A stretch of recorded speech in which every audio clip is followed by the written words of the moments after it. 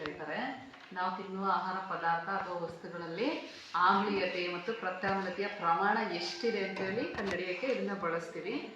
ಈಗ ಉದಾಹರಣೆಗೆ ನೋಡ್ರಿ, ನಾವು ತಿನ್ನುವ ಆಹಾರದಂಥ ಟೊಮಟೊ ಹಣ್ಣು ಆಯಿತಾ, ಇದು ಆಮ್ಲನೋ ಪ್ರತ್ಯಾಮ್ಲನೋ ಎಷ್ಟು ಪ್ರಮಾಣದಲ್ಲಿದೆ ಆಮ್ಲೀಯತೆ ಅನ್ನೋದನ್ನು ಕಂಡುಹಿಡಿಯುವ. ಅದೇ ರೀತಿ ಮಣ್ಣಲ್ಲೂ ಕೂಡ ಎಷ್ಟು ಪ್ರಮಾಣದಲ್ಲಿ ಆಮ್ಲೀಯತೆ ಇದೆ ಅಂತಲೂ ಕೂಡ ಚೆಕ್ ಮಾಡ್ಬೋದು, ಅದು ಎಷ್ಟು ಪ್ರಮಾಣದಲ್ಲಿದೆ. ಇದು ಕೂಡ ಸೋಪು, ಇದೇನು ಆಮ್ಲನೋ ಪ್ರತ್ಯಾಮ್ಲನೋ, ಇದರಲ್ಲಿ ಎಷ್ಟು ಪ್ರಮಾಣದಲ್ಲಿದೆ ಪ್ರತ್ಯಾಮ್ಲ ಅನ್ನೋದನ್ನು ಕೂಡ ನಾವು ನೋಡ್ಬೋದು. ಇದು ನೀರು ಕೂಡ ಇಟ್ಟಿದ್ದೀವಿ, ನೀರನ್ನು ಕೂಡ ಆಮ್ಲನೋ ಅಥವಾ ಪ್ರತ್ಯಾಮ್ಲನೋ ಅಂತೇಳಿ ಇದ್ರ ಮೂಲಕ ಕಂಡುಹಿಡಿಯಬಹುದು. ಇದನ್ನ ನಾವು ಸ್ಥಿತಿ ಸೂಚಕಗಳು ಅಂತೇಳಿ ಕರಿತೀವಿ ಕನ್ನಡದಲ್ಲಿ.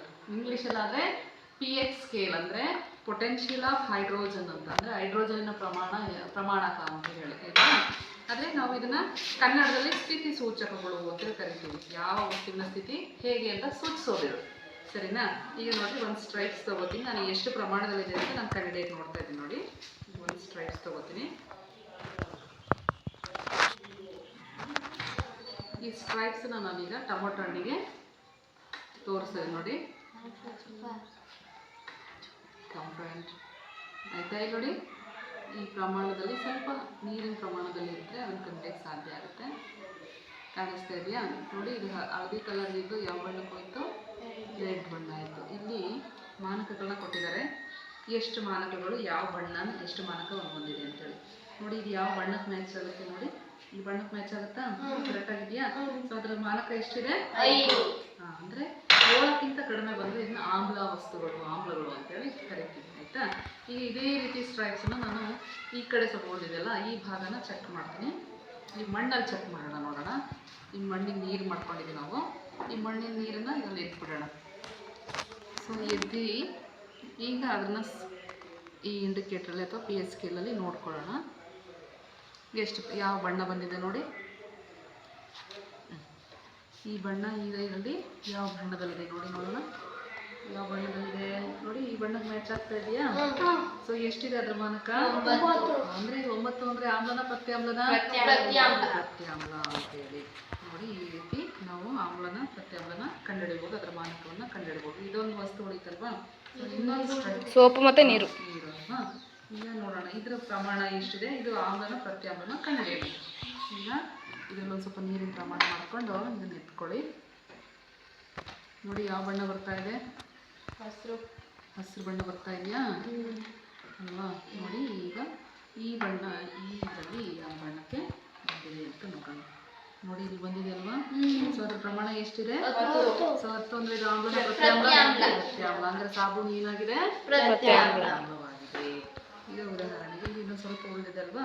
ಸೊ ಈ ಭಾಗನ ಈಗ ನೀರು ಉಳಿದಿದೆ ಅಲ್ವಾ, ಈ ನೀರಿಗೆ ಅರ್ತಿ ನೋಡೋಣ ಯಾವ ಬಣ್ಣ, ಇದು ಆಮ್ಲನೋ ಪ್ರತ್ಯಾಮ್ಲನೋ ಅಂತ ಕಂಡುಹಿಡಿಯೋದು.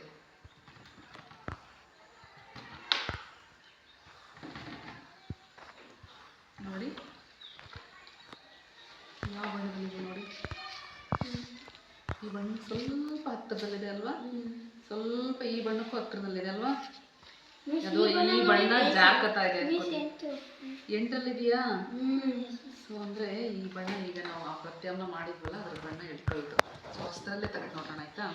ಹೊಸ ಸ್ಟ್ರಿಪ್ಸ್ ತಗೊಳ್ಳೋಣ, ಚಿಕ್ಕದ್ರಲ್ಲೇ ಮಾಡೋಣ.